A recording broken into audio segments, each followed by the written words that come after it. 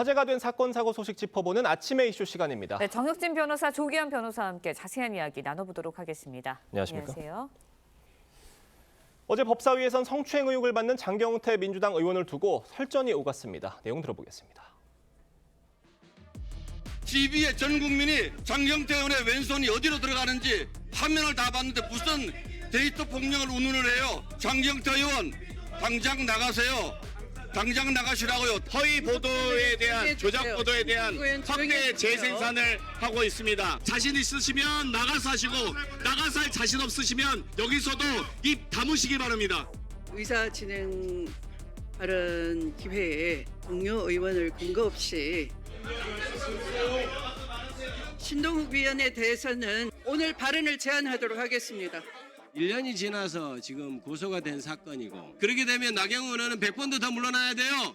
고소 늦게 했다는 발언, 피해 여성이 먼저 신체 터치를 했다는 발언 전부 다 2차 가해예요.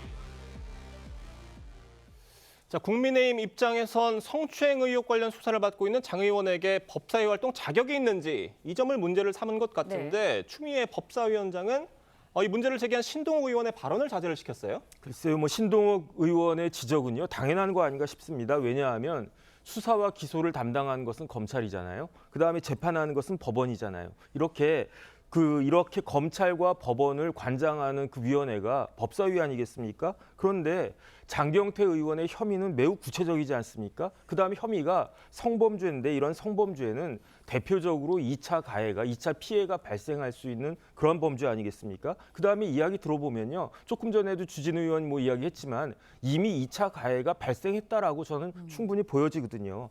만약에 장경태 의원이 진짜 그렇게 억울하다라고 하면 그럼 일단 법사위를 물러난 다음에 본인의 혐의를 벗고 복귀하면 될 거지 지금 같은 상황에서 계속 법사위에 있겠다라고 하는 것은 누가 봐도 이건 상식에 부합하는 것이 아니다 그 생각 듭니다. 네, 어제 이제 법사위 여야 설정 과정에서 여당 의원들이 장 의원을 비호하는 과정에서 2차 가해성 발언이 나오기도 했습니다. 지금 지적을 해주셨지만 장 의원이 그러면서 이제 초선 시절 무고죄를 언급하면서 이제 저급한 꽃뱀론이라고 한 것도 소환이 됐거든요. 이 부분은 어떻게 보셨어요? 정치인과 관련된 성 관련 사건에서 2차 가해 굉장히 신중하고 조심해야 됩니다만 저는 어제 이 사건을 2차 가해로 단정할 수 있을지는 의문입니다. 왜냐하면 2차 가해라는 게 사실 이 추행의 피해자의 피해 상황을 정확히 알 수 없는 제3자가 그걸 가정하고 추정해서 직접 피해자의 행위를 공격하는 형태 정도야 되는데 지금 이 사건 같은 경우에는 성추행의 유력 증거라고 하는 동영상이 다 공개돼 있습니다. 그 행위를 가지고 이제 평가하는 내용의 발언이 좀 있었는데 이제 그것을 피해자였던 행위로 피해자를 공격하는 행위로 볼 수 있느냐에 대해서는 다소 의문이고요.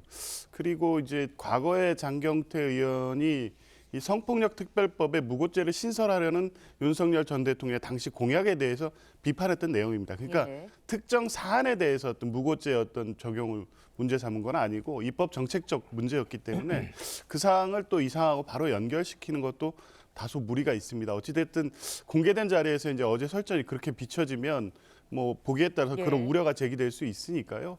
국회의원들, 정치인들, 특히 법사위원들은 발언에는 신중해야 된다는 것은 당연하다고 봅니다. 민주당 지도부가 2차 가해성 발언을 했다는 지적을 받는 의원들에 대해서 제재를 할 가능성 얼마나 있다고 보십니까? 일단 우리나라에 법이 있는데요. 어떤 법이 있냐면 여성폭력 방지 기본법이 있어요.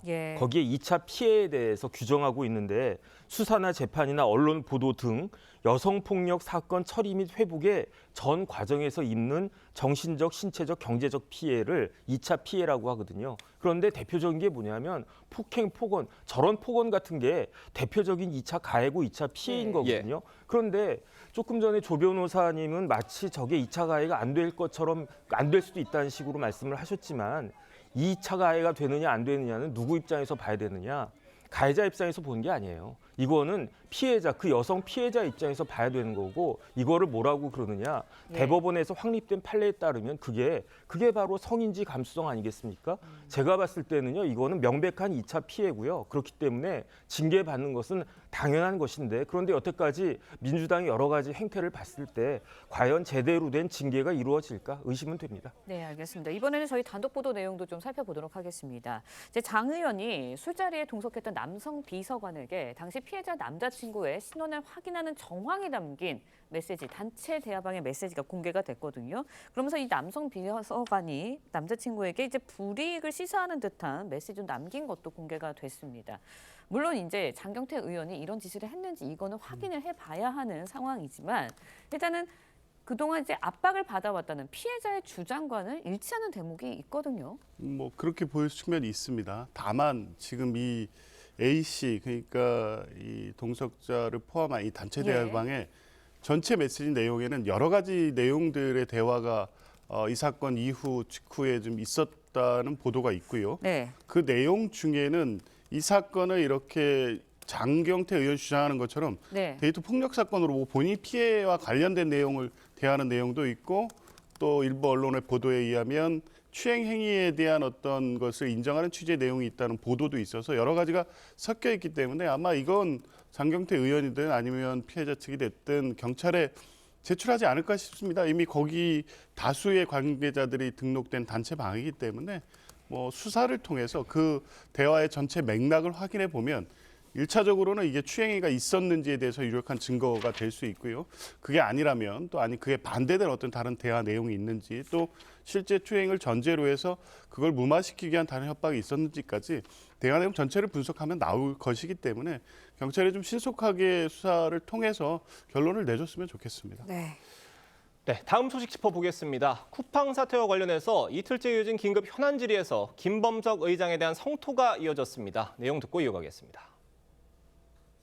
우리 위원회에서 김범석 쿠팡 INC 의장에 대해서도 함께 출석 요구를 하였습니다마는 오늘 출석하지 않았습니다. 위원장으로서 강한 유감을 표시하는.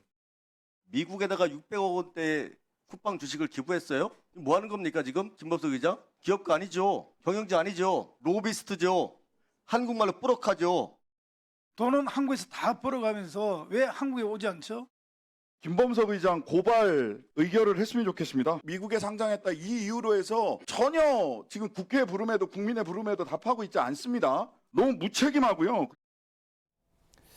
여야가 김 의장이 책임 회피를 하고 있다. 한 목소리를 냈습니다. 지금 김 의장을 고발해야 한다 이런 주장까지 나왔어요. 일단은 신장식 의원이 무책임하다라고 했는데 그 이야기는 맞는 것 같아요. 왜냐하면 김범석 의장이 쿠팡 아메리카의 의결권을 얼마에 갖고 있냐? 76.5%를 갖고 있고요. 그다음에 쿠팡 코리아는 쿠팡 아메리카가 100% 지배하고 있으니까 그러니까 김범석 의장이 쿠팡을 실질적으로 지배하는 것은 맞다. 그러니까 이런 어마어마한 그러한 사태가 발생했는데 여기에 대해서 책임지고 그러한 모습들을 보여주는 게 맞는데 너무 회피하는 거 아닌가 그런 생각은 드는데 중요한 건 뭐냐면요. 김범석 의장이 쿠팡 코리아에게 있어서 아무런 공식적 직함을 갖고 있지가 않습니다. 김범석 의장이 서울에서 태어나긴 했지만 지금 국적은 미국이고요. 이른바 코리안 아메리칸이거든요. 그런데 그다음에 그렇기 때문에 조금 전에 나와 있는 저 사람이 그 박대준 대표 아니겠습니까?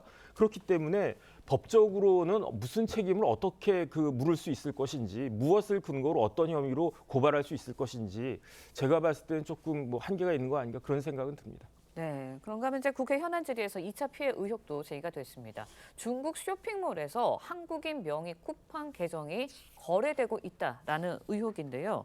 뭐 이번 사건과 좀 무관해 보인다. 이런 게 쿠팡 측의 해명이긴 합니다. 하지만 2차 피해 우려 계속해서 커지고 있거든요. 그럴 수밖에 없죠. 어제 쿠팡의 해명을 들어도 안심할 수 있을까요? 지금 국민들은 쿠팡을 포함해서 전자거래와 관련된 메시지만 받아도 이게 피해가 아닌가 지금 걱정하는 상황까지 와 있는데 지금 쿠팡의 대응 태도를 보면 초기 사건에 대한 인지부터 피해 범위에 대해서 처음에 4천여 개 정도 유출됐다고 그것도 노출이라는 표현을 쓰면서 축소시켜 급급하고 있습니다. 그러니까 보안 키하고 같이 유출이 됐기 때문에 그게 같이 유통되지 않으면 거래가 안 된다고 하는데 그거 풀어서 거래하면 어떻게 하겠습니까? 그러니까 그런 정도의 변명 가지고 지금 국민이 안심하기는 어렵고 쿠팡이 초기 대응에서부터 자꾸 문제 없다는 식의 대응만 했기 때문에 국민들을 안심시키는 데는 턱없이 부족합니다. 국민들이 믿고 정말 쿠팡이 적절한 조치를 취하고 있다는 정도의 신뢰를 주어도 지금 부족할 판에 저렇게 당장의 어떤 변명만 하는 것은 적절한 태도로 보이지 않습니다. 네, 오늘 말씀 여기까지 듣겠습니다. 감사합니다. 고맙습니다.